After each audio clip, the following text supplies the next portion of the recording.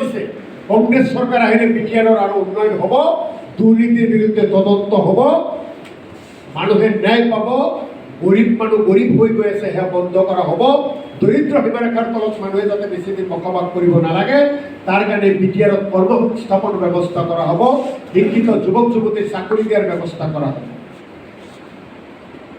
খাটি খোৱা মানুহ, কষ্ট কৰা মানুহ, দুবেলা দুমুঠি খোৱাৰ কাৰণে কিমান দিন তাতে কষ্ট কৰে, সেই বিটিআৰৰ নামত অহা টকা লুণ্ঠন কৰি তেওঁলোকে পাহাৰ সাজিছে, অট্টালিকা সাজিছে।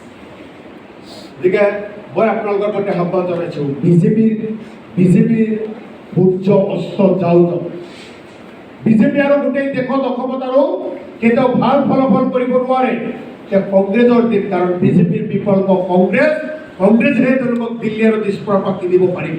গতিকে আপোনালোকে সকলোৱে এই কংগ্ৰেছ দলৰ সদস্য, গতিকে আপোনালোকৰ প্ৰতি আহ্বান জনাইছোঁ, এইকেইটা দিন মই আহি থকা 28 বা 29 তাৰিখ আকৌ আপোনালোকৰ মাজলৈ আহিম।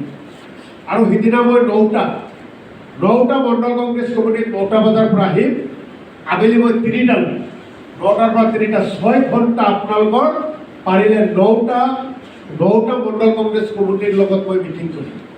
মণ্ডল কংগ্ৰেছ কমিটি থাকিব, বুথ কমিটিবিলাক থাকিব, আপোনালোকে বহিব, সকলোৰ লগত আধা ঘণ্টা সময় কথা পাতিম, আপোনালোকৰ লগত কথা পাতিম, আৰু সময়ৰ যদি অসুবিধা হয় আপোনালোকে 9টাৰ জেগাত সংখ্যাটো কম কৰি দিব।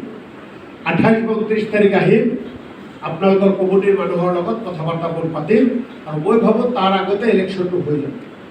সুনীলে কৈছিল অফিচ খুলিব, সিদিনা অফিচৰ যদি মুকলিৰ অনুষ্ঠান থাকে সেইদিনা আমি অফিচখিনি কৰি দিম। এতিয়াৰ পৰা আমি কোনো সময় অপচয় নকৰোঁ, যিখিনি কাম কৰিম আমি ভালকৈ কৰিম। আপোনালোকে ইলেকশ্যন খেলক, আপোনালোকৰ লগত কংগ্ৰেছ দল আছে, কংগ্ৰেছৰ নেতাসকল আছে, আমি আছোঁ, কাকো ভয় খাব নালাগে। যেনেকৈ আমাক কাজিয়ে কৈছে BPPL ধমকি দিয়ে, অমুকে ধমকি দিব, ভয় নাখাব, আমি আপোনালোকৰ লগত আছোঁ। গোটেই ভাৰতবৰ্ষৰ গোটেই অসমৰ কংগ্ৰেছীসকল আপোনালোকৰ লগত আছে। আমাক ৰঙা চকু ভয় দেখালে নহ'ব, ইয়াতে হাজাৰ লাখ মানুহ জমা হ'ব, আমাৰ এজন কাৰ্যকৰ্তাক যদি তেওঁলোকে কোনো অসুবিধা কৰে। গতিকে আমি পূৰ্ণ শক্তিৰ ইলেকশ্যনত নামিম। আপোনালোকে আজি উপস্থিত হোৱাৰ বাবে ধন্যবাদ জনাইছোঁ। ইয়াৰ পিছত এখন মিটিং আছে না বাইদেউ, ক'ত ৰাখিছে?